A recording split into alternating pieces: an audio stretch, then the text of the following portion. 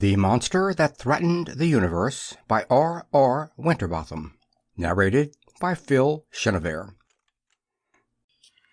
The Monster That Threatened the Universe. Limio hugged the dying fires of chaos. He was not cold, for the fires that burned in the center of the cold star were not dead, only dying. But they were the source of life to the monster who lived in the depths of a black hole of space. The black hole, about 30 degrees from the solar quadrant in the terrestrial galaxy, was not dark but twilight to Limio, whose eyes were sensitive to infrared radiation. These eyes, hundreds of them floating on huge cranial bumps that dotted the thousands of miles of his massive body, caught the ruddy glow of a rocket ship entering the black hole.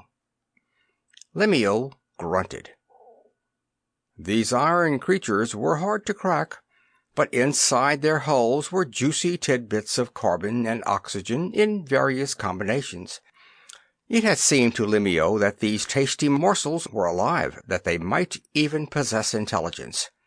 Of course, it would be hard to conceive of anything so small having much intelligence.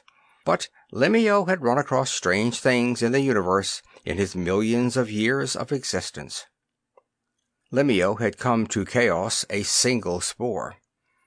He had grown into a slimy, reptilian, nauseating mass, the supreme hideosity in a warp of creation. His body lacked form, except as a tenuous, syrupy blanket covering a fourth of the surface of chaos. Here and there in the skin of this monster were two craters ready to devour any carbon molecule that might fall from space. Food was not important to Limio, for it only made him grow. The energy of the inner fires of chaos supplied the needs of his existence.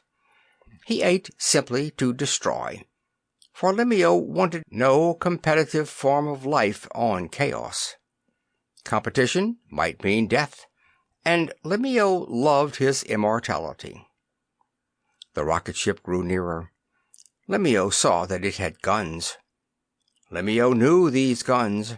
Once before he had met a rocket ship equipped with neutron blasters. Limio had received a hole in his body that had taken a century to heal. Limio had been unprepared then, but this time he was ready. He tapped the inner fires of energy. A warm glow softened his body. The network of nerves that formed his brain threw out a web of Sample complete. Ready to continue?